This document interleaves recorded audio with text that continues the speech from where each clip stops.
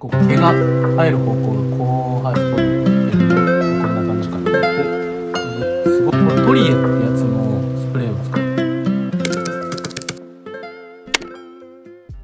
こんにちは、なすいです。今日はショーツとかインスタとかでヘアセットの動画を出した時によくリクエストをもらうので、ヘアセットの動画を撮りたいと思います。で、ヘアセットの動画を撮るんですけど、ヘアセットだけ黙々としてても面白くないので、ここ1週間であった面白かった話とかをしながら撮っていこうと思います。モーニングルーティンの動画を見てもらったらわかるんですけど、顔を洗った後にフェイススチーマーをしてでマッサージします。で、今それが終わった状態。今からヒゲとか剃ります。で、あとメガネもコンタクトに変えます。じゃあまずそこからやろうかな。で、コンタクトは2ウィークを使ってるんですけど、友達とかの前でこれつけたりしてるとみんなびっくりするから、さらっと紹介するとこういうやつ使ってます。洗浄できて、ここに下に石みたいなのがついてて、でこれに入れるだけで泡がブーって出るんですね。でそれが洗ってくれるから、みんな結構びっくりするから、なんか珍しいのかなと思って。でもこれおすすめです。楽。じゃあまずコンタクトつけて、一旦目覚まそうかな。最近近視があることが発覚して、編集してたら全然ピントが合わないなと思って、眼科に行ったらコンタクトを変えてもらいました。近視のやつに。インスタグラムの DM で質問があったんですけど、その人だけに DM で答えてもみんなに共有した方がいいかなと思って、ちょっと紹介します。来年成人式の19歳男です。いつも動画見てます。質問なんですが、なすいさんは成人式どんな服を着ていきましたか？また予算20万程度でいいセットアップなどがあれば教えていただきたいですっていうことなんですけど、僕はその時成人式はコロナで遅れたから、本当は4年前なんだけど確か3年前ぐらいに遅れてあって、ジョン・ローレン・サリバンの黒のちょっと細めのセットアップを買いました。なんで細めにしたかっていうと、その時すごい細いものが流行ってたとかじゃなくて、やっぱ成人式の時に着た服とかって僕の周りだとちょっと攻めすぎたデザインとか、その時流行ってるものを買った人はその成人式が終わってもう着なくなって売っちゃうみたいなイメージがあるので、本当人生に一度の成人式の時に着た服っていうのはずっと大事にできるものだと思うので、長く愛用できるデザインのセットアップを買った方がいいかなと思います。で、予算20万もあるんだったら全然すごいいいセットアップとか買えると思うから、ちょっと声が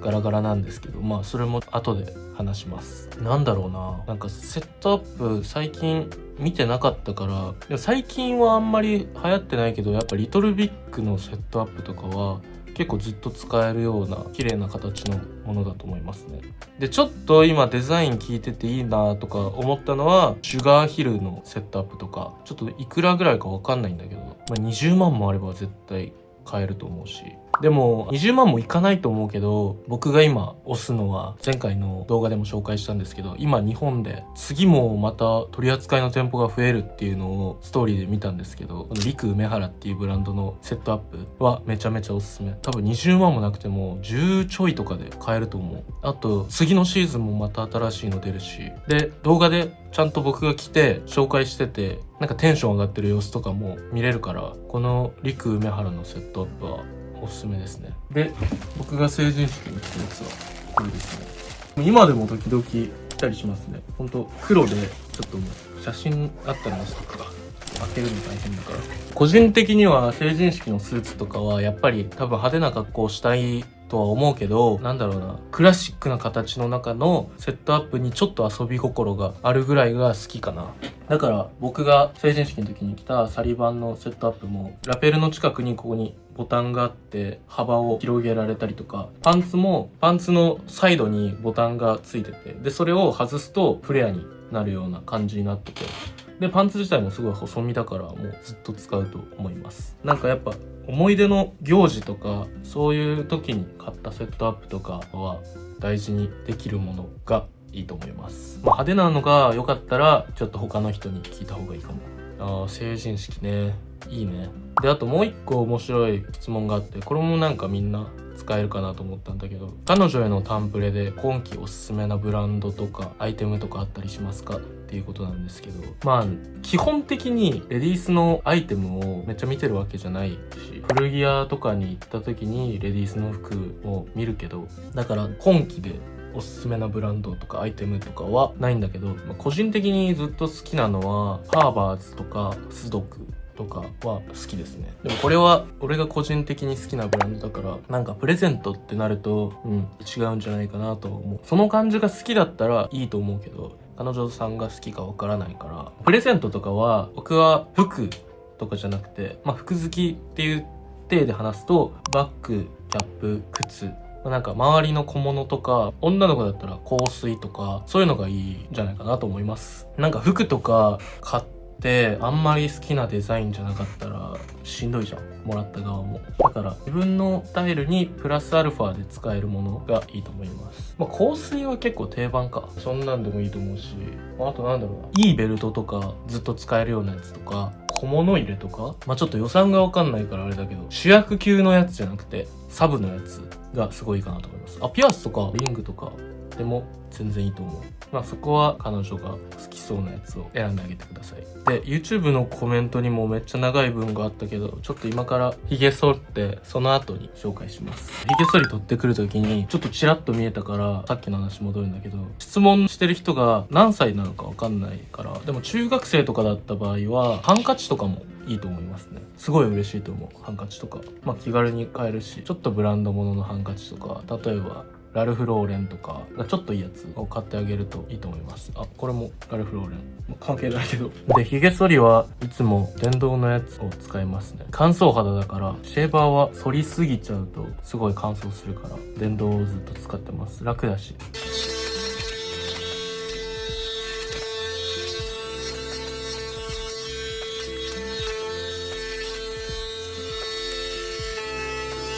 なんかちょっと肌を引っ張りながら剃りますね。毛が生える方向がこう生えてるから、そういう時は引っ張ってちょっとひげを立たせて剃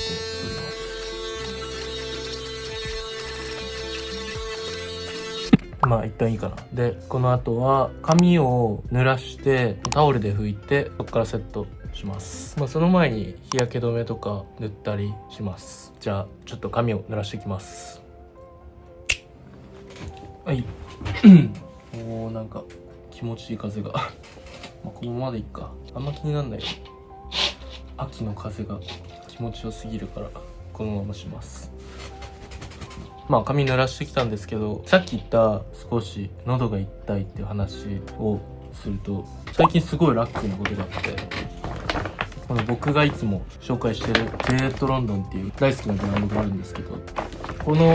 ブランドが渋谷のパルコでポップアップをしてて、オープン前に来てよって呼んでもらえて、でその時初めてジェレットロンドンチームの人たちと会って、でうわーみたいな、初めましてって言って、でい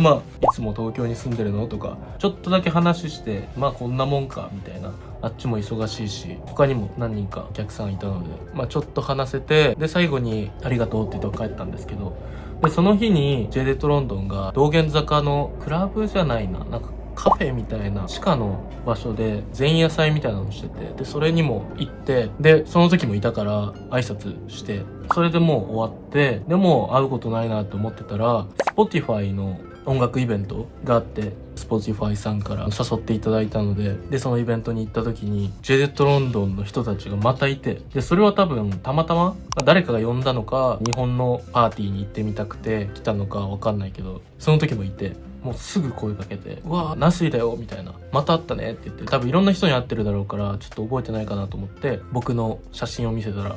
ああお前かみたいな、また会えたねみたいな感じで、でその時すごい話して、その時にジェレットロンドンの人たちがタバコはあと吸えないのみたいなのを言ってて、でそこのクラブは1階に喫煙所があって、で地下で音楽を聴いてたんですけど、上にあるから案内するよって言って一緒に行って、で喫煙所でもずーっと話してて、その時にもうタバコもういらないけどとりあえず一緒に話したいから喫煙所でもすごい話してて、で他の普段会えないような人たちとも喫煙所で話せるから、もうその日はいらないのにずっと吸ってて、でなんかタバコ吸いながらとかだとちょっと気楽なリラックスした状態で話せるから、それでちょっとタバコを吸いすぎたから喉が今変な感じになってます。すぐ治ると思うけど。まあそれで運がすごい良かった。ここ1週間いろんなことがあったから全然ヘアセットが進まないんだけど、ジェデットロンドンのパーティーに行く前にトミー・ヒルフィガーのイベントに行って、でその時にインフルエンサーしてるって言ってたすごい背高くてイケメンな男の子、多分年下だと思うんだけど、その子がフォトコールって言って、その写真を撮る時に並んでたら後ろから声かけてくれて「ナスイさんですか?」って言って「 YouTube いつも見てます」って声かけてくれて、まあその時ちょっと話して、トミー・ヒルフィが出る時にまたいたからありがとうって言って帰ったんですけど、で次ジェデットロンドンに行った時もジェデットロンドンのパーティーで YouTube 見てますって言ってくれる男の子がいて、もうその日は本当最高の一日でした。なんか結構話しかけづらいかもしれないけど、頑張って話しかけてくれたら僕も頑張って話します。で結構なんかうまく話せるようになってきた気がする。最初の方はYouTube 見てますじゃなくてインスタ見てますって言われると、なんかインスタって写真しか上げてないから、写真とか動画とかなんかあんまり僕の声とか性格とかわかんない状態で話しかけてくれてるから「ナスイさんですか?」って言われても「あ、はいそうです」って言って、なんかあっちは顔とか服とかしか知らないから、今までちょっと困ってたんだけどどうしようみたいな「あ、はじめましてありがとうございます」ぐらいで終わってたんだけど、 YouTube 見てますって言われると、なんか YouTube 見てくれてる人は結構僕のなんか性格とかこのなんか感じがすごい分かってくれてるで、ちょっと安心して話せるから、なんかそれがいいですね。で今この前2人話しかけられたって言ったんですけど、今4人目であと96人まで数えようかなって思ってます。じゃあこの後はヘアオイルをつけていきます。これでタオルで、だいたい僕は半分ぐらい濡れてるぐらいの髪になったらヘアオイルをちょっとつけて、だいたいこうやって全体になじませます。でまあアイロンしてもいいけど、いつものヘアセットを多分紹介した方がいいと思うので、アイロンとかちょっとパーマっていうかアイロンで曲げたりとかストレートにしたりとかはイベントの時とかによくする髪型だから、いつもしてる感じの毎日のラフなヘアセットを紹介します。ショートとかでも紹介してるけど解説がないから多分こっちの方が分かりやすいと思う。で全体的にオイルをなじませたら、例えばボリュームを出したかったらドライヤーを少し当ててなんかふわっとさせてやるんですけど、最近髪が長いからあんまりボリューム出しすぎてもなので、僕はこのままつけます。でずっとやってるのはこういうグリース、これはクックグリースってやつなんですけど、水色とオレンジがあるのかなと、あとこれはもうほんとどこでも売ってると思うオーシャンのクレイワックス、硬いやつ。これをだいたいこの前の動画でもちょっと紹介したけど手に適当に取って、3対2ぐらいかな。その日の天気とかによってもちょっと変えたりします。例えば今日すごい晴れてるからなんか髪乾きやすいなと思ったらちょっと多めにつけたりとか、こんな感じかな。で足りなかったらまた後からつけます。まずこの襟足からつけていきます。手ぐしをスッと通す感じ、こういう感じでつけていって、で次は後ろにこうサッと当てる感じ、表面だけ当てる感じでこうやって振っていきます。でそれができてきたら次はこの横とトップをこうやってまた振っていきます。これは表面だけほんとかすらせる感じのイメージでつけていきます。で前髪はべちゃべちゃになっちゃうから最初はつけなくて、最後の余ったやつだけをつけます。ほぼこのワックスの配分だと誰でもセットしやすいような、うちのドライの方はすごい形を作れるけど水分がないからあんまりキープできないんだけど、でこのグリースは逆にキープがすごいできる、水分が入ってるから。だからそこの中間ぐらいの配合にすると僕は結構初心者でも簡単にできるかなと思います。でもこういうヘアセットも自分で試行錯誤しながら、例えば人によって髪質も違うし、自分のスタイルというか自分の髪質を覚えてあげることが大事な気がしますね。全然美容師さんじゃないからそんな専門的なことは言えないけど、全体的に髪が馴染んできたらここから少しだけ形を整えてあげる。で最後にこの辺に余ってるワックスを僕は眉毛に塗ります。眉毛を綺麗に立たせたいから。ほらこれ全然違うでしょ。こっちがちょっと下がってるけど、こっちは今ワックスで上げたから、こういう感じで余ってるワックスを眉毛につけちゃいます。ほら最初と全然違うと思う。まあ隠れるけど、でも隙間から見えたりするし、ちょっとだけ目力が上がる感じで、ちょっと整えてあげます。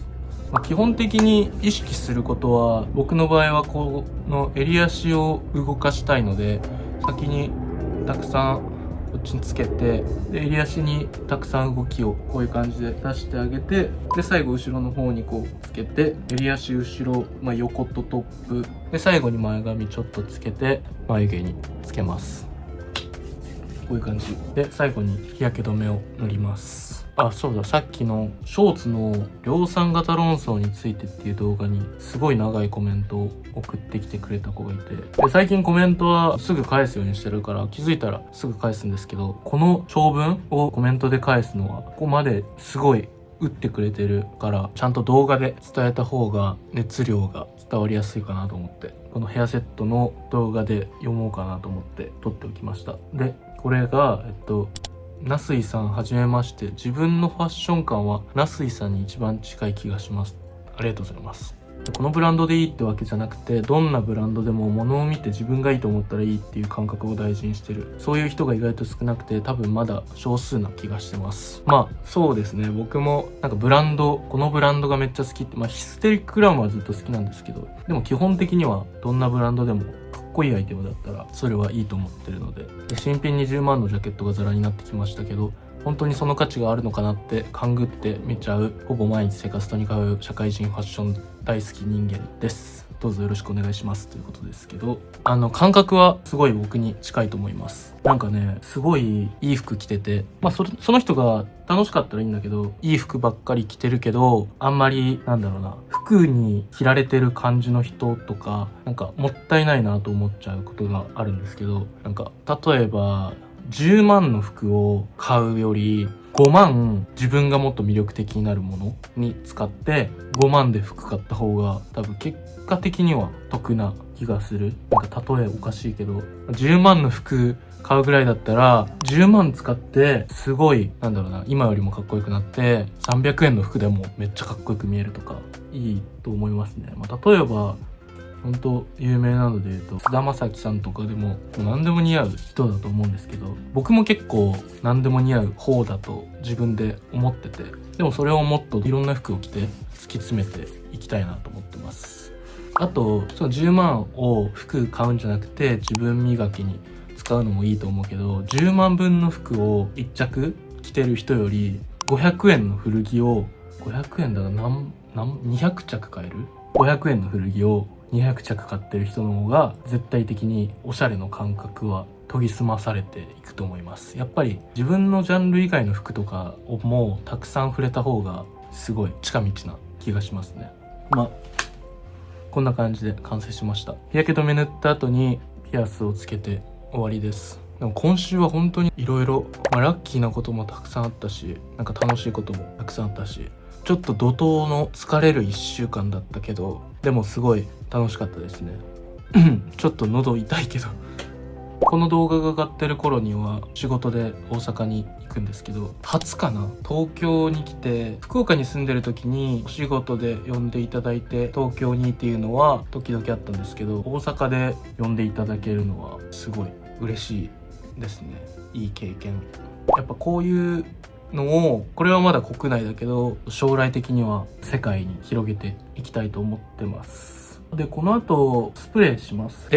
スプレーはこれを使ってます。もうちょっとベタベタだけど、もうほぼなくて今日はつけないけど、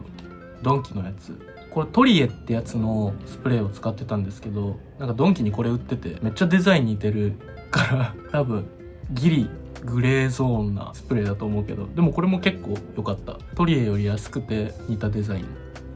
ンのスプレーで、あともう一個ぐらいなんか答えてあげたい質問があった気がするけど、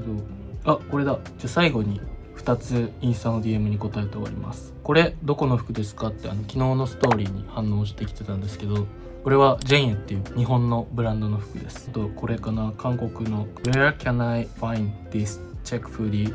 これはディーゼルのフーディーです。まあこんな感じですね。今週はすごい楽しい1週間でした。今日のすごいゆったり話しながらヘアセットをしてみたんですけど、まあこのなんかゆるく1週間の出来事を話すっていうのもたまにしていこうかなと思います。じゃあ最後まで見ていただきありがとうございました。もう本当に YouTube でコメントしてくれるのも嬉しいし、直接声かけてくれるのもすごい嬉しいので、よかったら皆さん、チャンネル登録してない方はして、でいつもコメントしたことないって人もここまで見てくれたんだったらちょっとコメントしてみてください。ということで今日の動画は終わります。またね。楽しいな、最近5000人目指してるのも結構無理なラインで、でもそれがちょっとギリギリのラインがワクワクするし、よくわかんないけど、いつもありがとうございます。